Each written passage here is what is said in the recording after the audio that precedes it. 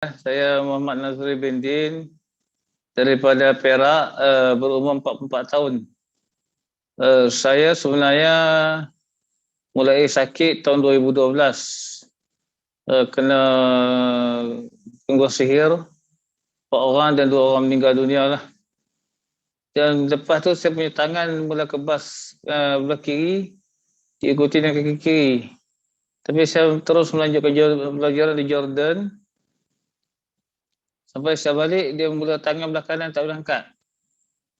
Dia jadi lama juga lah benda macam tu.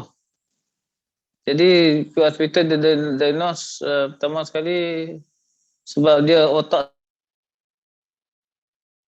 tak kecut dan tidak ada nampak apa masalah lain. Doktor diagnose 3-4 penyakit lah. Yang pertama sekali mereka mengatakan tulang belakang terkepit ataupun slip disc. Kemudian ada Dr. William dari Korea yang mengatakan bahawa tekanan tulang di saraf tengkuk. Kemudian yang ketiganya Dr. daripada ESHM Korea mengatakan kemungkinan Parkinson. Dan yang keempat ialah Dr. Yong Lik-Chen mengatakan bahawa kemungkinan juga sakit ini cirrhosis spondylitis. Jadi sakit ini tak tentu yang sebenarnya lah, sebab doktor gambar kat situ ada gambar saya yang dekat tu. Gambar kat skrin sekarang ni boleh tengok. Dalam tempoh 4 bulan yang lepas tu keadaan saya memang agak kritikal jugalah. Saya memang tak dapat menguruskan diri sendiri.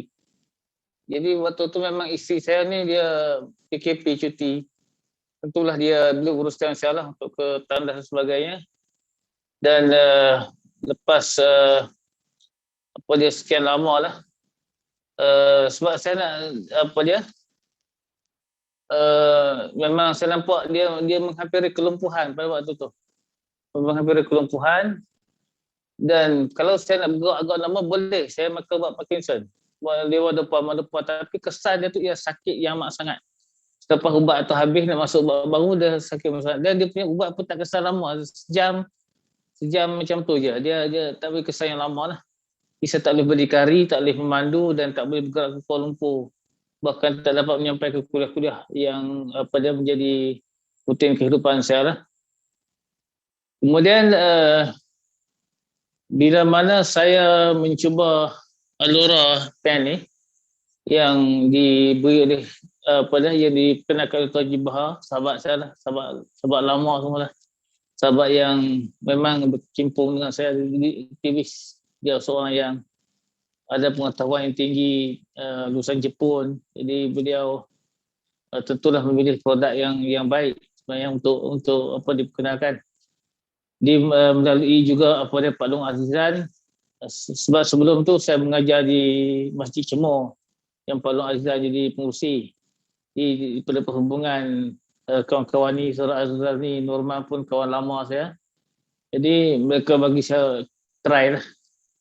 Mula-mula bagi SOA dan stokin dan juga apa dia kan saya ada pakai baju jugalah, baju. Untuk makluman sahabat sekalian, jadi dia ada 3 perkara yang berlaku di situ. Yang pertama sekali, saya kadang-kadang saya normal. Normal lah. Ni sekarang ni tadi nak angkat tangan tak boleh, yang sampai nak minta bantuan nak kena buka dia dah normal. Dia ada kadang-kadang tu dia normal. Jadi dia boleh bergerak macam biasa lah. Yang kedua, dia kadang-kadang normal ni tak lama, 20 minit kan, 2 jam, 5 minit, tapi dia tak seperti dulu. Dulu dia memang kalau tak bagi ubat dia tak boleh nak beraktiviti lah. Kan? Kemudian yang keduanya, kalau saya makan ubat saya akan sakit belah kiri. Kaki, dia ni lebih baik tak makan ubat, dia kaki tak sakit, kaki kiri dia tak sakit. Jadi dengan tak makan ubat kaki tak sakit, macam tu. Kalau makan ubat kaki sakit. Yang ketiganya saya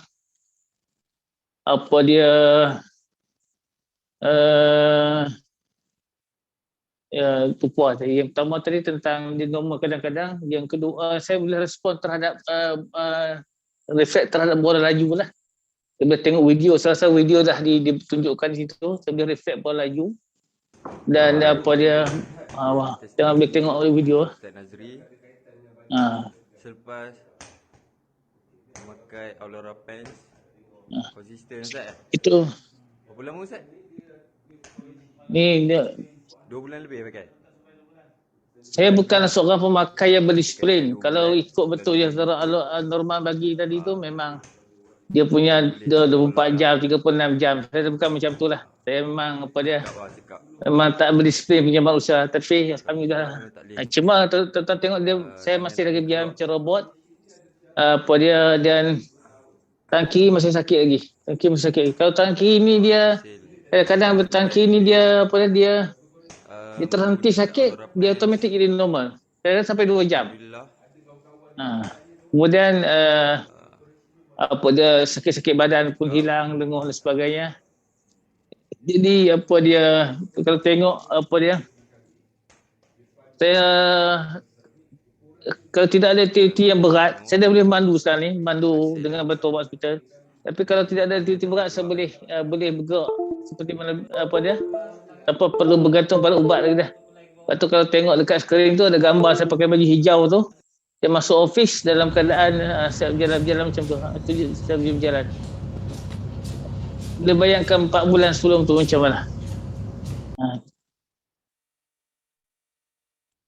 Mana saya boleh berjalan, cuma tangan dan kaki tak dapat diseragamkan lagi dah. Ingat proses tu mengambil masalah dengan keperluan saya ikut dengan lebih berdisiplin lah. Okay, yang tu mungkin saya dapat sampaikan. Ada soalan saya jawab lah. Saya tak ngerti nak goreng-goreng saya. Ada lagi gambar terbaru yang saya tak kongsikan ni. Saya mungkin bagi kat Pak Long Zizan. Dia lupa nak masukkan dalam skrin kot. Saya ingat dia pun sibuk. Iaitu gambar saya melawat dalam golden melon dengan rock melon dekat Jutera. Dengan saya tak makan ubat hospital langsung. Jadi saya boleh bergerak boleh lalui dia punya kolam pertanian, Bukit Tangga, berjalan kaki, dan dia masuk dalam kawasan-kawasan pertanian tu dengan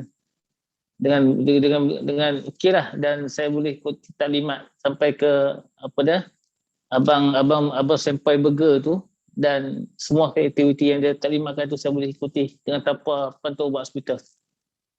Saya ingat nanti saya bagi gambar tu kemudian. Jangan berputus asa pada rahmat Allah Ta'ala. Jangan putus asa. Berdoa pada Allah Ta'ala, jangan putus asa. Sebab putus asa ni disebut dalam Quran sebagai putus asa yang celaka. Quran menyebutkan putus asa itu putus syaqiyah, putus asa yang celaka. Kalau kita tengok dalam satu Maryam, Allah Ta'ala mengatakan Zikru rahmati rabbika abdahu Zakaria iznada rabbahu nida'an khafiyya qala inni wahanal azmu minni washta'al ra'su syaiban wa lam akun bidu'aika rabbi syaqiyya.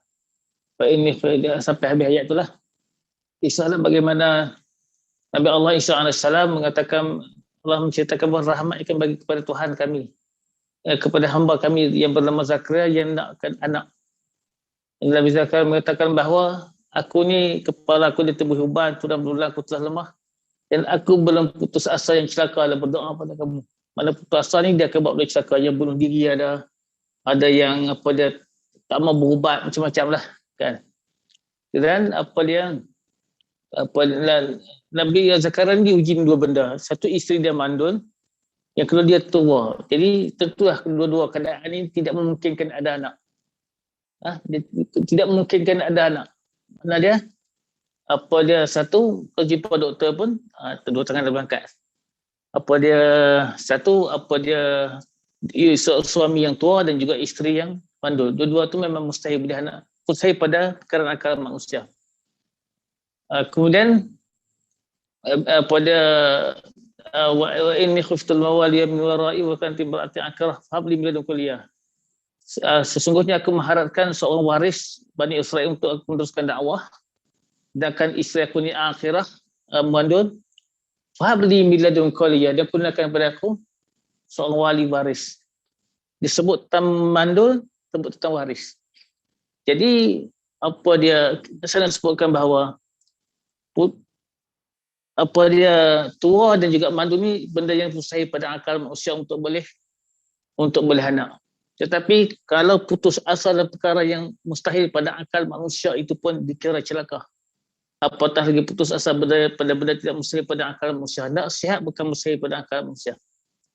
Sebab mustahil pada akal manusia tidak mustahil si Allah Subhanahu Wa Taala. Saya nak sebut di sini bahawa Quran mengatakan putus asa kepada benda yang mustahil pada akal manusia untuk mendapatkan anak di usia tua dan keadaan mandul pun dikira celaka. Kan? Apatah lagi berputus asa pada kalau tidak mustahil pada akal manusia. Jadi jangan putus asa rahmat Allah Subhanahu Wa Taala. Doa pada Allah Taala. Ada jalan untuk sembuh. Tak jumpa lagi dah setengah ubat tu. Jadi kalau apa dia mungkin yang kita try kaedah ni mungkin akan jumpa dia punya ubat dan mentih. Itu yang kedua speaker saya nak sebut kepada semua yang di sini mungkin kurang-kurang peniaga. Dalam agama Allah Ta'ala ni dia ada kemuliaan bagi yang berniaga. Tentang orang yang berniaga teruskan berniaga. Tidak ada masalah apa-apa berniaga. Kuat tidak bagus. Sebab dalam Islam ni saya nak sebut sikit tentang kita kebanyakan kita ni apa dia kadang-kadang dibentangkan hadis-hadis yang palsu, hadis-hadis yang dhaif seperti kisah kononnya sahabat Nabi dalam syurga iaitu Abdurrahman bin Auf ni masuk syurga dan keadaan mengesok disebabkan dia harta banyak. Ni silap. Sebenarnya Abdurrahman bin Auf ni dia meninggal dunia, ketika dia meninggal dunia isteri dia seorang dapat 80,000 dinar. Harta pusaka, bukan harta sewaktu mana dia sedekah waktu dia hidup. 4 isteri dia 320,000 dinar. Kalau 4 isteri dah, Pak tak tahu lah berapa bini kan, ngaji bahar kan. Jadi 4 isteri dia 320,000 dinar. Itu 1/8. 320,000 dinar ni 1/8. 8/8 2.6 apa dia juta dinar. Convert daripada duit apa dia nilai masa 2.6 bilion. Ni betul-betul yang harta dia bukan siapa lebih kat dalam kan. Jadi kita nak beritahu bahawa sahabat Nabi kaya. Jadi kaya disuruh sebab kita disuruh untuk membayar zakat, maka disuruhkan kita kaya sebab zakat itu dah ada haul dia.